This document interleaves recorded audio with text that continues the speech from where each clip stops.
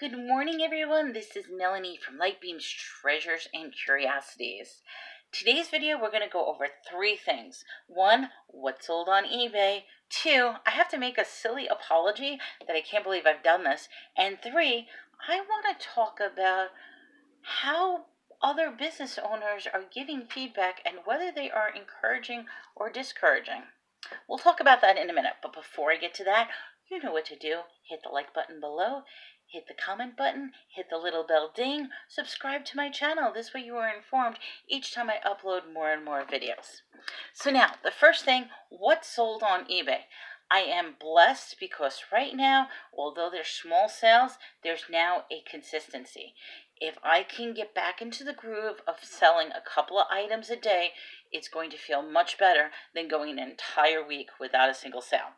So yesterday, one of the first sales that I made was another packet of those air fresheners. In fact, this actually was the same buyer who bought it previously. He wanted to know if I had any other scents.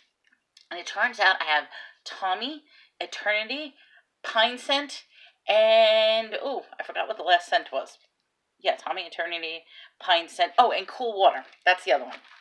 So those are the scents that I do have. He was really happy that I was able to have Tommy as well.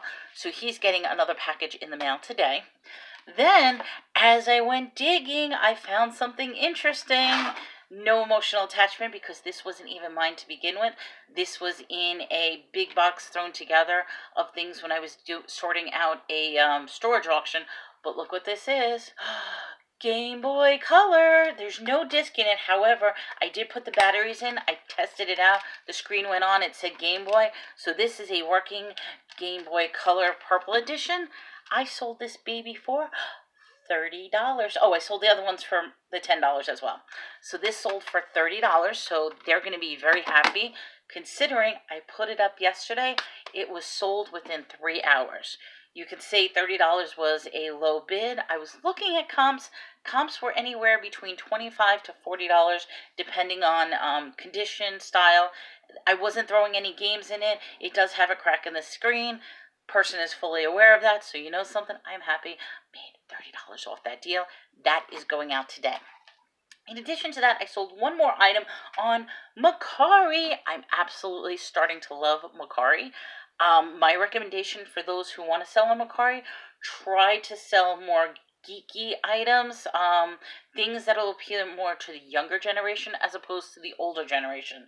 So what I actually sold was a 6-foot inflatable flamingo that you put outside. I think it's hilarious. It's an LED lighted up flamingo. Those things usually go for $40. I got a best offer for $16. That's fine. I don't care. I got it out of the house. It's brand new. It came freebie in the $10 carts to begin with. So those were the items that sell. We're going to see what happens today. I'm going to be making today a list day, so I'm going to try to list as much as I can and keep up with the momentum during this time because we are officially on lockdown. The town is shut down, so this is the opportunity to list, and just keep stocking the shelves.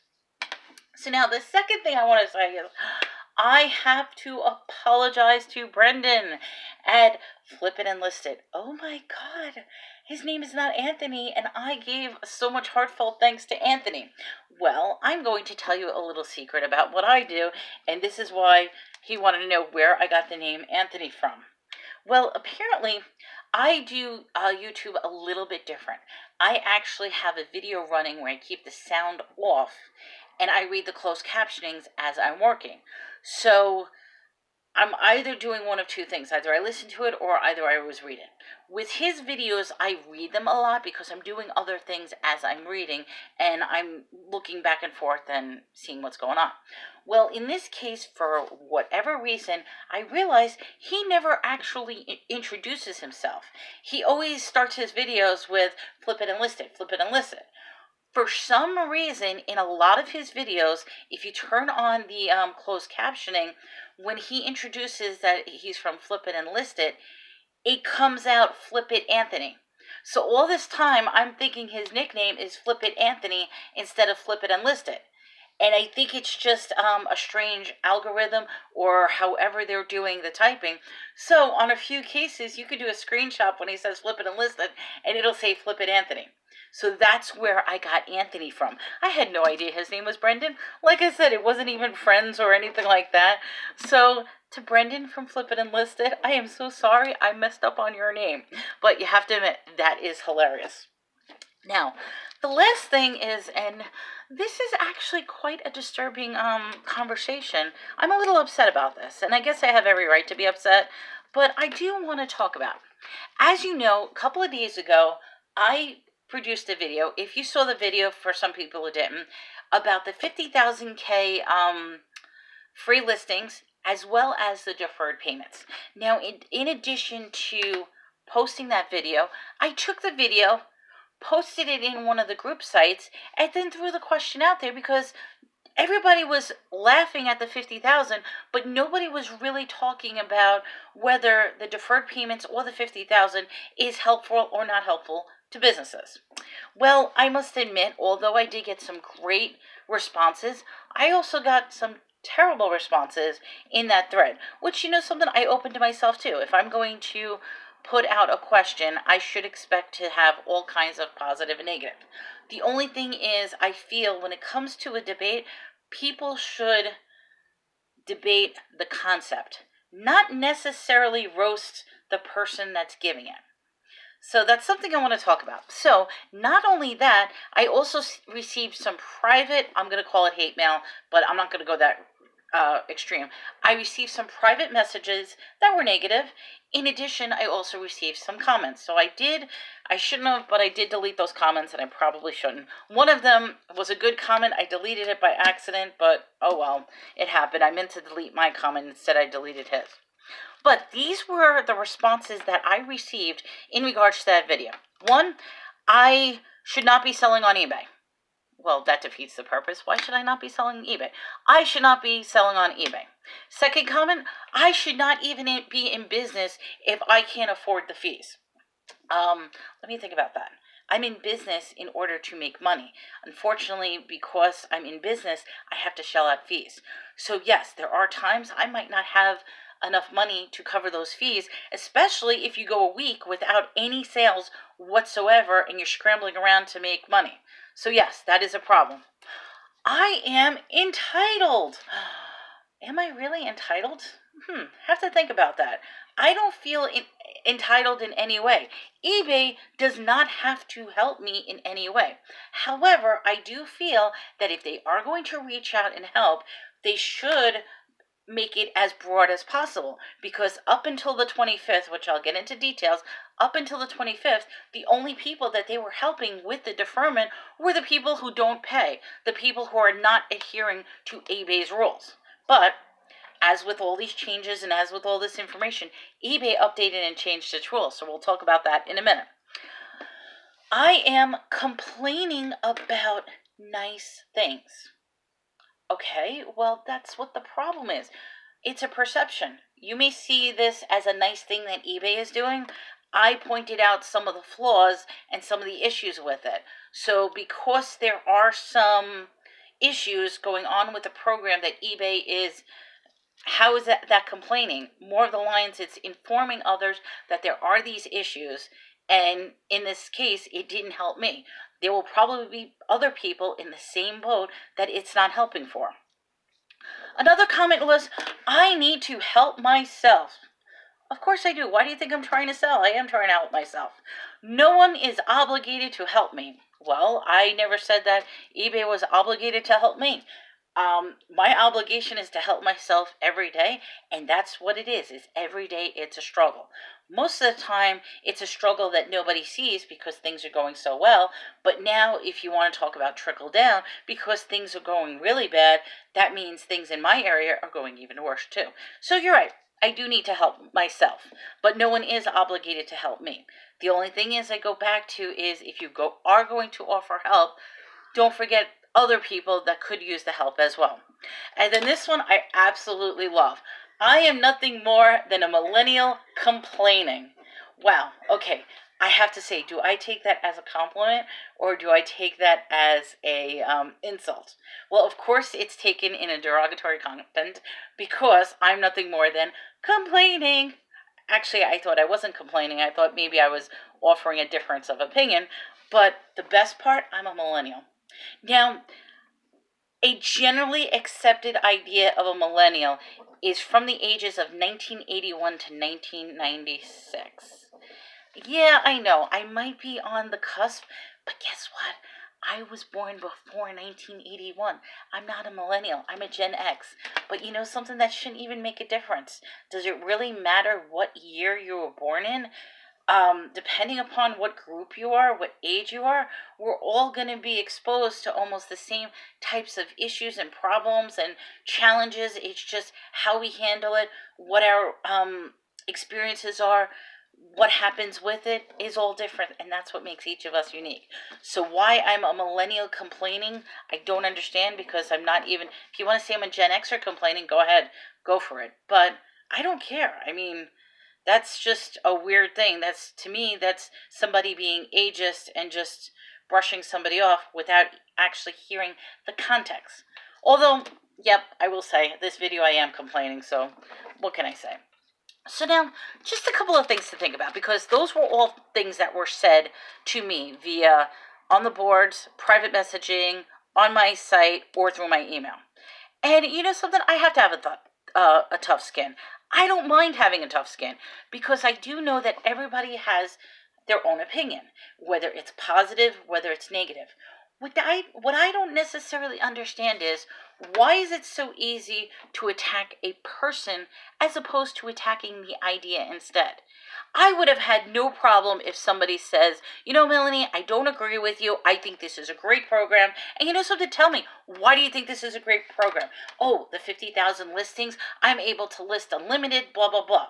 Okay, well, my point of view is, yes, you get the 50,000 listings only if A, your store actually is big enough to do it, and B, if you don't sell those items, you better make sure that you take off some of those 50,000 listings, or you are going to get hit with a bang, bang, bang, bang, bang, bang, bang fee, everything that's above your freebie listings allocation for the month. And that could be very dangerous territory. I mean, think about it this way. I don't personally see this as eBay helping us. I see this as eBay pretending to help us, giving that little relief, because come next month, cha-ching, cha-ching, cha-ching, they made an investment that they are going to be getting so much more revenue coming in, which, you know something, great business practice. It's totally up to them to do that. I just don't see how it is a nice thing. I see it as a brilliant business practice in order to generate revenue. So what I say is, attack the concepts, don't attack the person. Now, here's the important thing, and originally that video that I created was on the 24th. On the 25th, actually it was the 23rd, but on the 25th, eBay came out with a clarification, and they also extended it, because the original concept was that they are deferring your fees, meaning that they were deferring your fees of February's fees, which needed to be paid into March. You have until March 30th. And then if you do the deferment, you have until April 30th to pay. That was the original. Then all of a sudden, they now updated, which I'm glad they updated, because now they're saying you have until April 10th to apply for the deferment of fees. They don't defer the whole thing. They only defer 50% of those fees, and it's only certain fees. So I need to look more into what they mean by certain fees, and I'm going to assume it's the fees involving like the store fees or the insertion or something like that. I'm curious which fees would be excluded. I haven't had that information yet because I didn't apply. I am probably going to apply because I would love for my March fees, which would need to be paid by April 15th. In my case, I would love those March fees deferred over, so where I don't have to pay March until May.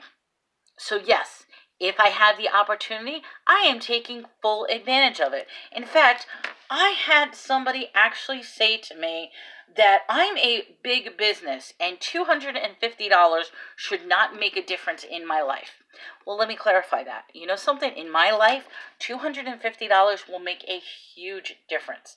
That will pay my telephone bill, that will pay my internet bill, and that would pay my electric bill. I would get 3 utilities out of $250. If those 3 utilities are paid off, guess what? That's $250 that I could either buy some necessities that I need, because now that I cannot conveniently coupon, and what I mean by that is you can't go to the store and you can't now just buy the things on sale or use coupons or do anything, because A, they put way too many restrictions where you're only allowed 1 item per thing.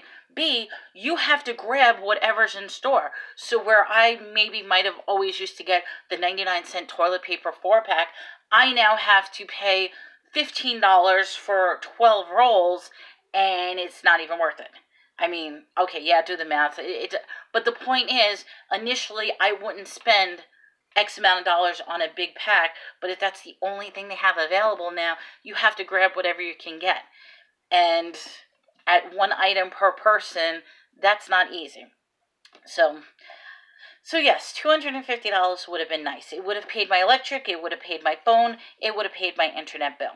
Now I'm so grateful that I can contact those bills and push them off to the side a little bit. However, I am not going to do that, because what is happening is every single little sale I do, that's what's going towards me living, me surviving, and me paying my bills. If you think I am such a big store, well, you know something, that's because I am growing and trying to expand my business. Think about it this way. I started literally from $0. So me as a seller, I'm going to say this, I should probably turn my channel in how to make money from $0, because most of the time I don't necessarily source. Most of the time I don't necessarily spend a lot of money.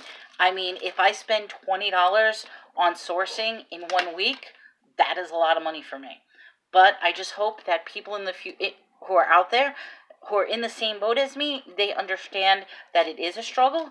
For those of you who think $250 is just pocket change, you are blessed. I hope you are never in a situation where $250 could be what helps you throughout the month.